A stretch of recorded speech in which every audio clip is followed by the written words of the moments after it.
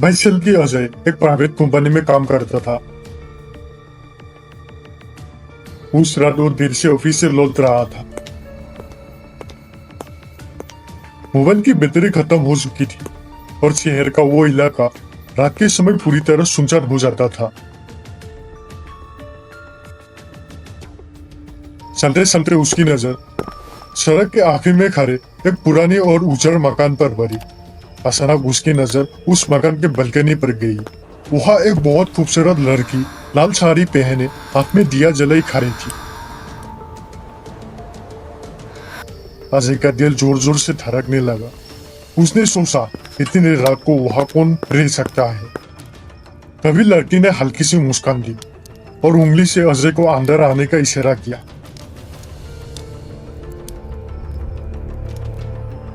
अजय को नहीं पता क्यों, लेकिन उसके पैर अपने आप उस मकान के ओर बढ़ गया। जैसे ही वो अंदर पहुंचा, पूरा घर अंदर से बेहद सजा हुआ था। जमीन पर जलते दिए,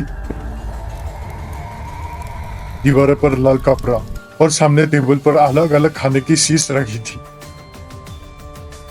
अजय ने घबराते हुए टेबल से एक मिठाई उठाई, लेकिन जैसे ही उसका हाथ फिसला और मिठाई जमीन पर गिरी, अजय ने झुककर देखा। टेबल के नीचे एक भयानक काली परछाई रोंग रही थी।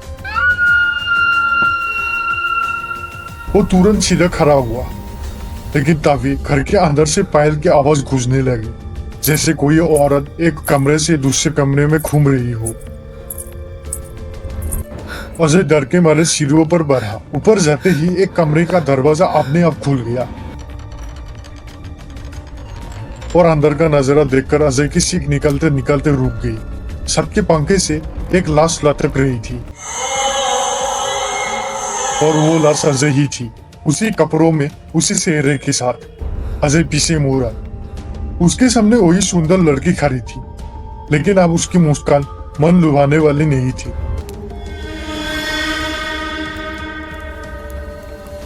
अचानक पूरे घर की लाइट बंद हो गई, ये बुझ गई, दीवारें टूटने लगी और धीरे धीरे एक खंडर में बदल गया। लड़की के बाल लंबे और सफेद हो गई, आंखें लाल और चेहरा सड़ चुका था। उसके हाथ में एक खूनी चाकू था। वो अजय की ओर बढ़ रही थी। अजय चीखते हुए भागा। सीढ़ियां उतरते समय वो कई बार गिरा, लेकिन जैसे तैसे वो बाहर पहुंच गया। जैसे ही उसने दरवाजा किया, अंदर से जोर जोर से दरवाजा पीटने की आवाज आने लगी। फिर अचानक सब शांत हो गया, बस एक भयानक चीख जो कुछ सेकंड बाद खत्म हो गई। अजय किसी तरह घर पहुंचा और पूरी रात कांपते हुए बैठा रहा। अगली सुबह उसने उस मकान के बारे में पूछा। तब उसे पता चला कई साल पहले एक लड़की ने उस घर में अमावस्या की रात आत्महत्या की थी। उसकी शव कभी नहीं मिला और उस दिन के बाद जो भी उस घर के अंदर गया वो कभी वापस नहीं आया। आज भी अजय जिंदा है, लेकिन हर अमावस्या की रात उसे वही लाल साड़ी, वही मुस्कान और अपनी ही लाश सपने में दिखाई देती है। और वो आज भी सोचता है कि सच में वो घर से बाहर निकल पाया था या अब भी वही फंसा है। दोस्तों, अगर हमारी रियल एनिमेटेड हॉरर स्टोरी अच्छी लगी तो चैनल को सब्सक्राइब करना मत भूलिए।